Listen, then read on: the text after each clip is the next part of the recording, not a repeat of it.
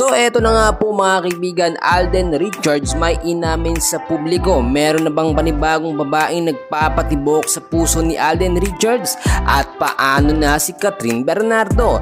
And bago ho natin yan ipagpatuloy pag-usapan, please huwag niyo muna kakalimutan na mag-like and subscribe sa ating channel.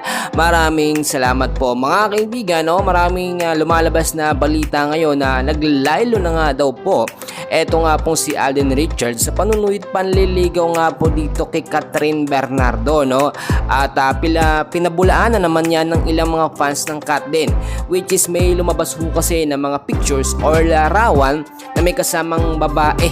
Eto nga pong si Alden Richards at tila sweet sila, at sinasabi ng ilan eto nga daw po yung panibagong babae na nagpapatibok sa puso nitong si Alden Richards. Well mga kaibigan, yung nakita naman natin na larawan na yan, ayon na rin sa ilang mga updates, ay kaibigan lamang po ni Alden. Wala pa naman talagang formal na statement na sinasabi si Alden Richards na officially ay meron siyang nililigawan or may panibagong girlfriend. Nakita naman natin sa ilang mga larawan na spotted pa nga pong lumalabas or kumakain na magkasama etong si Kat din, si Catherine Bernardo at si Alden Richards. Alam nyo mga kaibigan, meron pang magandang balita, inaasahan kasi na posibleng ang Kat din, si Catherine Bernardo at Alden Richards ang gaganap po sa Marimar serye, which is alam naman natin papatok ito sa mga fans dahil yung Hello Love Again nila na movie ay sobrang pumatok talaga at kumita ng milyon-milyon.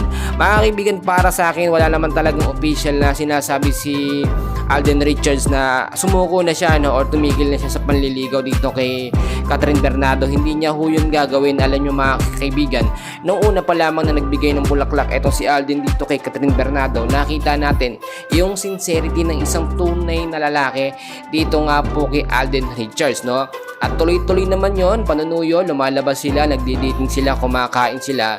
Alam nyo mga kaibigan, alam ni Alden Richards yung mga pinagdaanan nitong si Catherine Bernardo. So hindi niya ho hahayaan na muli siyang mabawi, o muling mabawi nito nga pong si DJ Padilla. Eto nga pong si Catherine Bernardo dahil alam natin kapag nawala na yung mga maaligid kay Catherine, eksena ulit yan etong si DJ Daniel Padilla. At noon pa man, sinabi nga po ni Catherine Bernardo na ang gusto niya sa lalaki yung ipaglalaban siya, mamahalin siya at talagang bibigyan ho siya ng importansya. At nakita lamang ni Kat yun dito nga po kay Alden Richards.